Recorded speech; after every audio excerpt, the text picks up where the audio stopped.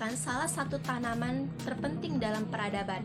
Meskipun terutama mengacu pada jenis tanaman budidaya, padi juga digunakan untuk mengacu pada beberapa jenis marga atau genus yang sama, yang bisa disebut sebagai padi liar.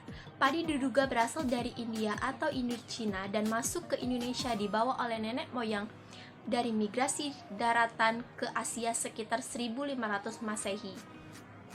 Padi termasuk dalam suku padi-padian atau poch.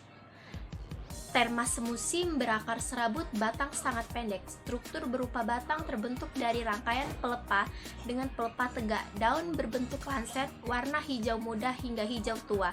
Berurat daun sejajar, tertutupi oleh rambut yang pendek dan jarang. Bagian bunga tersusun majemuk, tipe mulai bercabang, satuan bunga disebut floret dan terletak pada satu spikelet yang duduk pada panicula. Tipe buah bulir atau karyopsis yang tidak dapat dibedakan mana buah dan bijinya. Bentuknya hampir bulat hingga loncong, ukuran 3 mm hingga 15 mm, tertutup oleh palea dan lemma, yang dalam bahasa sehari-hari disebut sekam. Struktur dominan padi yang bisa dikonsumsi yaitu jenis Endospermum. Tanaman padi berkembang biak secara generatif atau kawin, yaitu melalui perkecambahan biji. Pertemuan antara alat kelamin jantan dan betina terjadi melalui penyerbukan oleh angin. Fase generatif berlangsung setelah tanaman padi berumur 55 HST. Pada fase ini, tanaman padi akan mengalami beberapa tahapan, antara lain: pertama, fase reproduktif. Fase reproduktif diawali dari inisiasi bunga sampai pembungaan, atau setelah putik dibuahi oleh serbuk sari.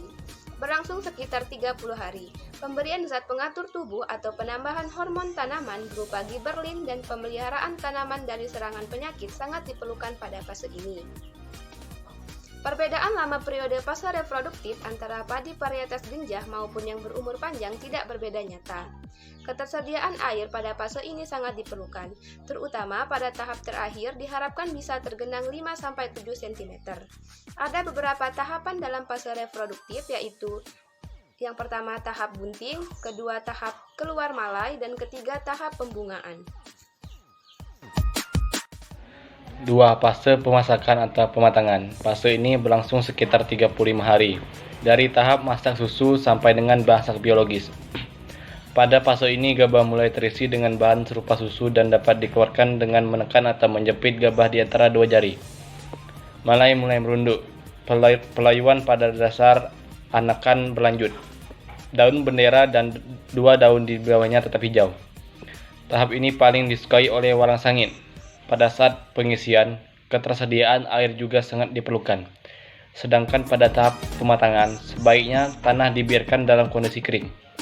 Adapun 3 tahap pada fase ini di antara lain: 1. Tahap matang susu. Kedua, tahap gabah setengah matang. Yang ketiga, tahap gabah matang penuh.